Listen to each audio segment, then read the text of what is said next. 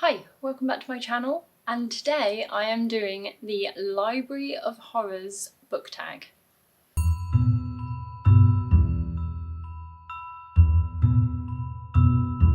So there are 10 prompts, which means 10 books to recommend. And the first prompt is, Dead Doesn't Mean Gone, a horror book with a ghost haunting.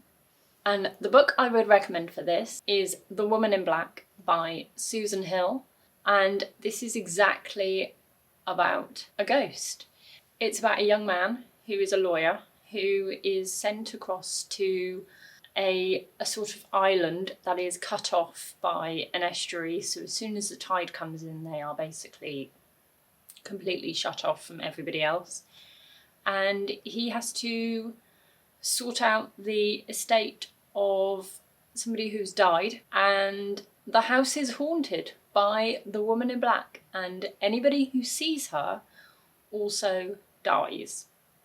It's creepy, it's atmospheric, the writing is absolutely brilliant. Susan Hill is one of the best modern writers of gothic horror. So prompt 2, A Lullaby, a horror book with a creepy child. And the book I have chosen has 2 creepy children, and that is The Turn of the Screw by Henry James.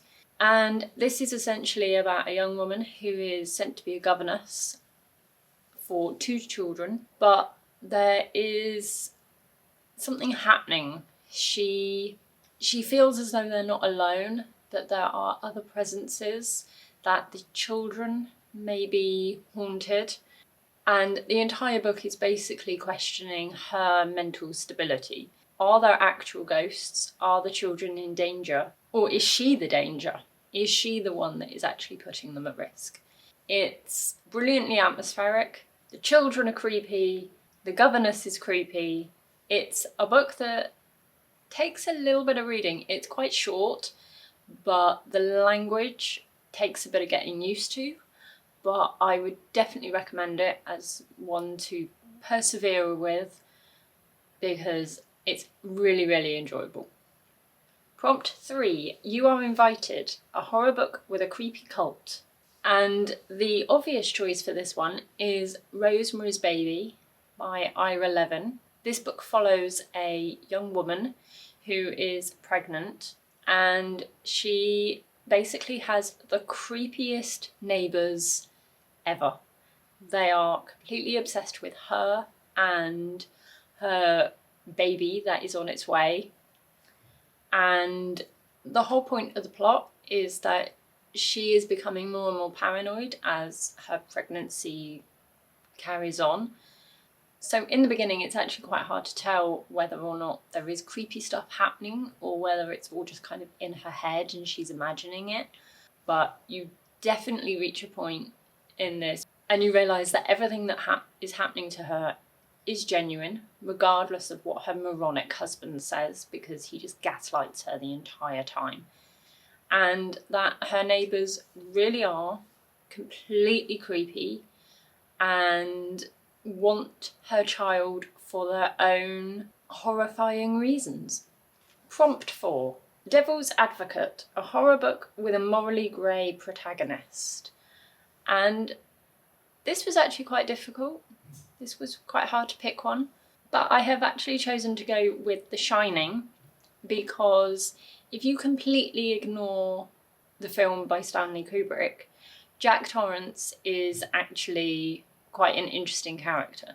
He is not just a raving lunatic as portrayed in the film. There are a lot of layers to him. He does come across at times as a really caring father who is very apologetic for things that have happened in the past. He's not a brilliant father or husband, but there are definitely moments where he does come across as being quite a sympathetic character. And there are definitely things that are happening to him that are beyond his control. He is definitely being used and possessed. And so there are times where there are things that have happened to him and things that do happen to him that are not necessarily his fault. And there are just glimpses of a human a human being who has feelings for his wife and son, and they for me make him a really interesting character. Prompt 5. It's you, it's me, it's us. A horror book whose protagonist you relate to. And for this, I am going to have to go with Carrie by Stephen King, because who doesn't relate to a teenage girl being treated like shit at school? Luckily, I didn't have the psychotic religious mother, but otherwise, being a teenager was pretty crap. Prompt 6. Till Death Do Us Part. A horror book with a romantic plot. So by now, if you've watched my videos, you should know that I have absolutely no interest in romance.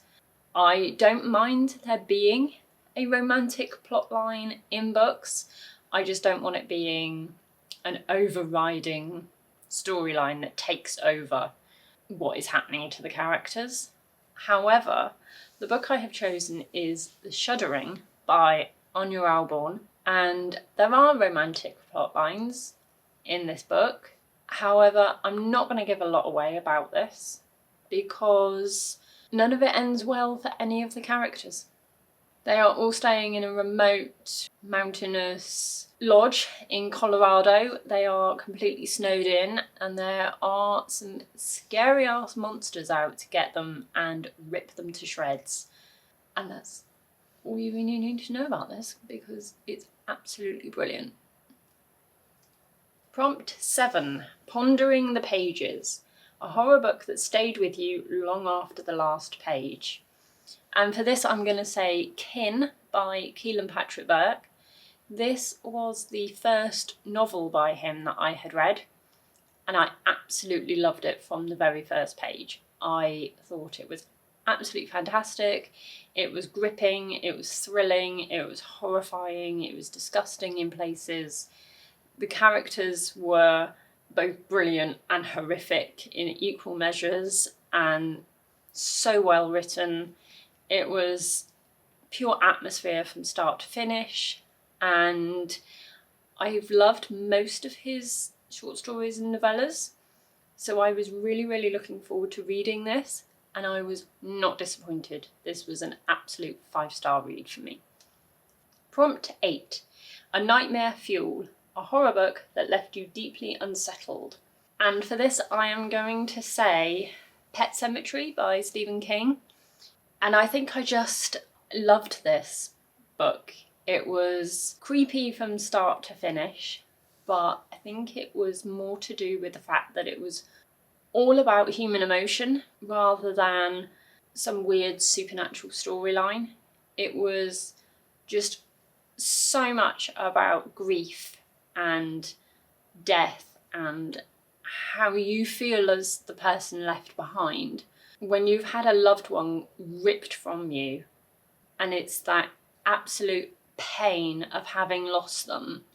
It was just an absolute heartbreaking read. It was so unbelievably sad in places, and I'm actually somebody who I don't really cry that much at books. People dying doesn't tend to affect me. However, the second you kill off an animal, I am a sobbing mess.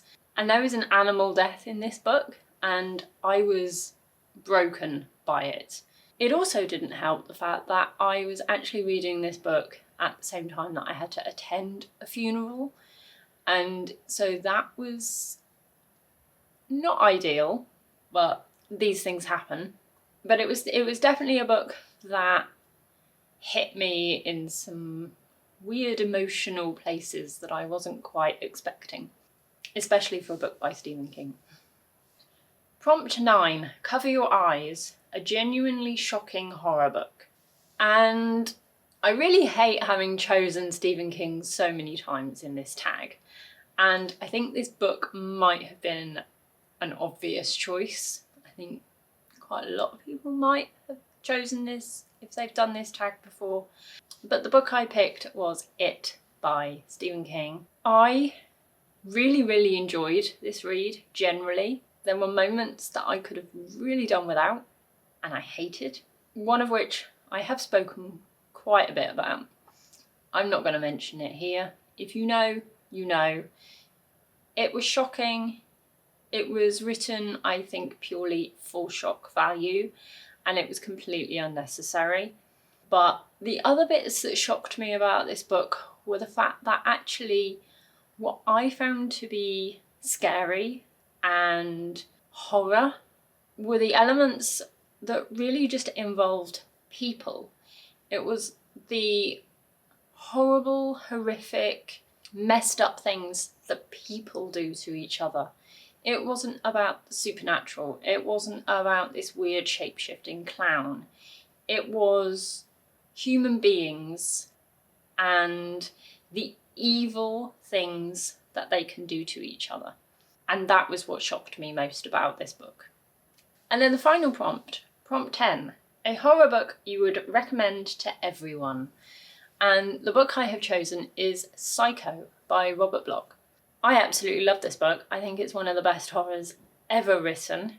If you have seen the film by Alfred Hitchcock, it is more or less a scene-for-scene adaptation of the book. It is so true to what was written that for a book-to-film versioning, it was spot on. The characters are fantastic, the setting is brilliant, it's atmospheric. If you have not read it and have not seen it, there is essentially a woman who is on the run for a number of reasons, and she stays at a motel, which turns out to be a mistake.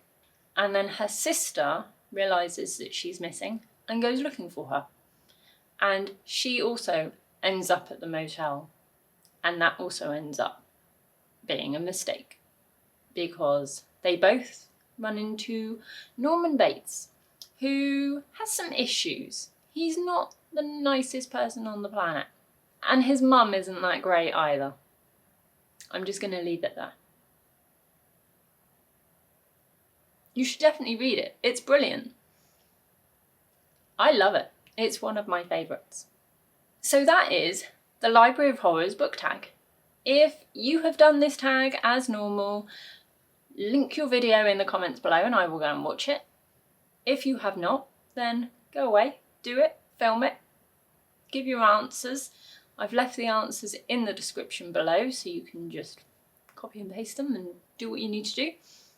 And then let me know when you've done it and I will go and watch your video and we can compare notes. I will see you in another video soon. Bye.